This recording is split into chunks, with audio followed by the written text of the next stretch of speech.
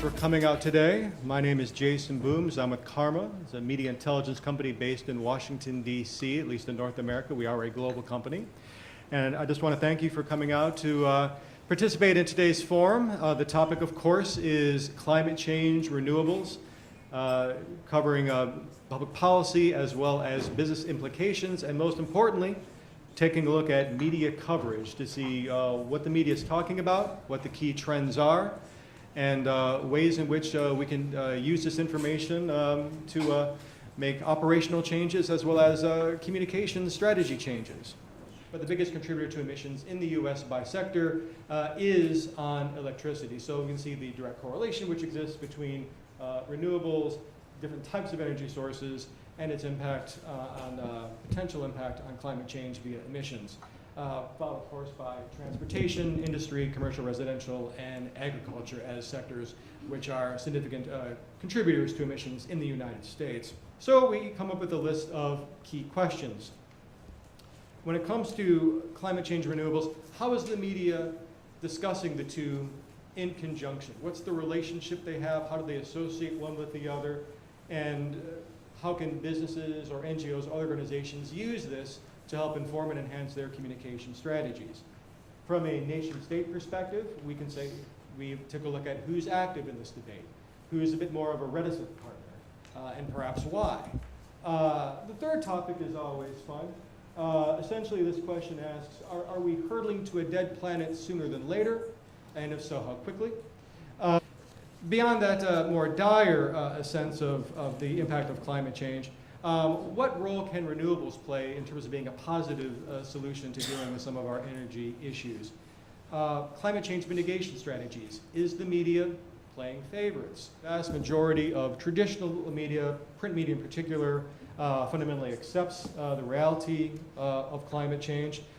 Some had a more neutral posture insofar as they didn't directly address the issue of climate change being real or denial, or they presented more of a balanced argument in terms of looking at the arguments being made on this issue.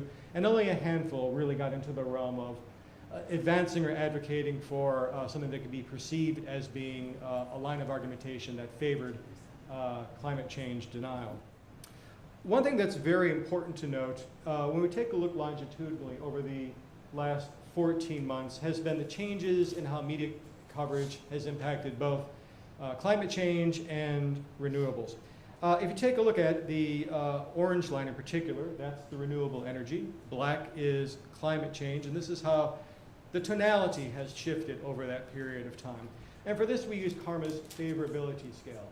Very intuitive, 0 to 100. 100 is extremely positive coverage. 0 is extremely negative coverage. 50 is a true neutral point. So for the most part, you're seeing scores upper 50s to around 60, which generally speaking goes into the somewhat favorable, almost near stronger favorable category of coverage. You'll notice it was fairly consistent across the board for renewables with a couple of slight dips. And again, this is for the entire global media population that we looked at. We saw more volatility in the climate change area. Obviously, the two terms, one carries a little bit more of an edge to it from a partisan perspective. Renewables plays better in multiple fields, one might say. And we saw two significant dips on climate change over the course of the past 14 months. One that took place during the height of the Republican primary nomination process. And it took another hit in the month following the election of Donald Trump. Those events are correlated. This has to do largely with the uncertainty facing the potential future of public policy decisions as they relate to climate change, and thus we saw the diminution in the favorability numbers for climate change in those two specific spots.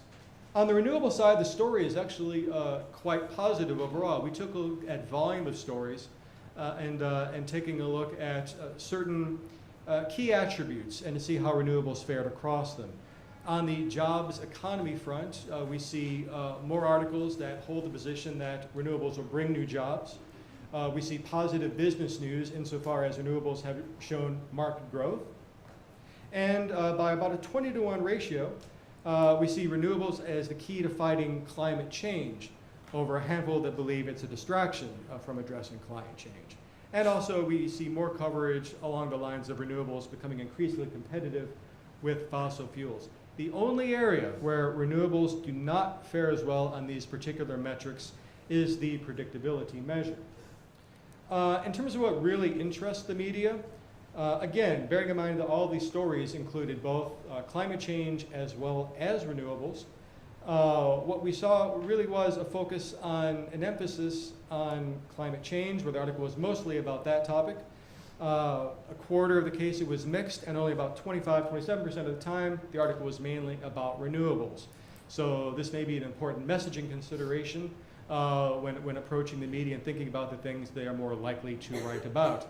And even though renewables don't receive the same level of prominence that climate change does, nonetheless we are seeing greater favorability attached to the renewable story. In terms of what the media is talking about, it's largely on regulatory issues, very much dominating the stories we saw globally. If you combine regulation and politics into one category, 54% of all stories dealt with one of those two topics. One thing that's worth noting on the slide as well is business strategy. Again, proactive opportunities for companies to improve their reputational capital. We're seeing a favorability rating of 61%, so clearly there is an interest, a hunger, and a willingness to cover such stories about business strategies on climate change and renewables in a favorable manner. If you take a look at the greatest obstacles, three of the top four, and arguably the fourth, have to do with policymaking decisions that serve as a hindrance to the development of renewables, government policy in general, tax subsidies for various industries specifically, regulation, and pricing, of course, which partially bakes in any costs associated with government. In terms of who is talking about climate change and renewables, you see from the pie chart here, the most frequently cited sources tend to be NGOs, academics, energy industry folks. U.S. government ranks first in terms of being sourced.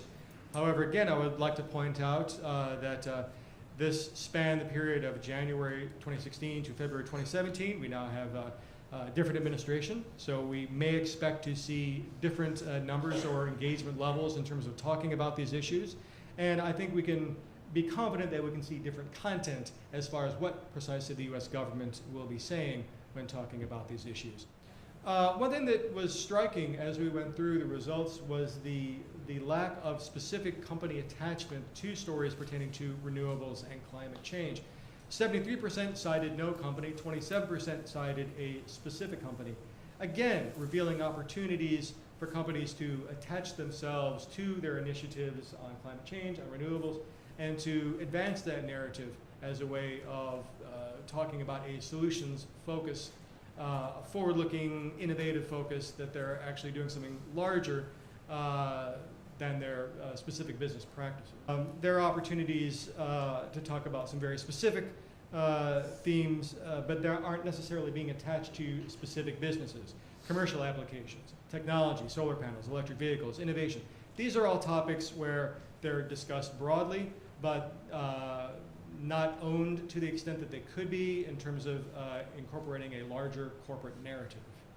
There wasn't that much coverage as far as some very specific companies is concerned in terms of their talking about their climate change or renewable strategies. However, many of those who are advancing those narratives are meeting with some success in getting favorable coverage. This is particularly true with Shell, with Total, with favorability ratings north of 60%. And with Tesla at around 65–70% mark, so those are fairly positive ratings in terms of getting generally favorable coverage in those media outlets. The overwhelming profile of both themes tend to deal with regulatory issues, government obstacles, and challenges created by ever-shifting regulatory regimes. Governments, insofar as they're talking about this outside of the United States, aren't being as proactive in terms of advancing their narrative and how they are addressing certain issues. However, what we see from a national perspective as well as from a sector perspective, there's a number of optimistic themes, a number of positive stories that are coming out there. Business has been reluctant to engage, which perhaps may be erring on the side of caution a little bit too much, having seen what's gone on in certain sectors. But nonetheless, there are positive stories that can be told and are willing to be told. However, we can talk about how the media covers that momentarily. But even companies like Shell and Total are beginning to engage, and their efforts are being well received. Technologies and solutions, more than challenges, are opportunities to advance a positive narrative. And obviously, as we enter what is arguably more of a populist sentiment or a populist era where anything big receives a certain amount of skepticism, there are opportunities nonetheless for businesses to really take the lead in this debate, to talk about their innovations, their solutions, and in order to tell a narrative that, that wins over multiple stakeholders and, quite frankly, can spur as a means to enable the government to take action in these specific issues, understanding that government many times is necessary to be a partner in order to help businesses conduct their business.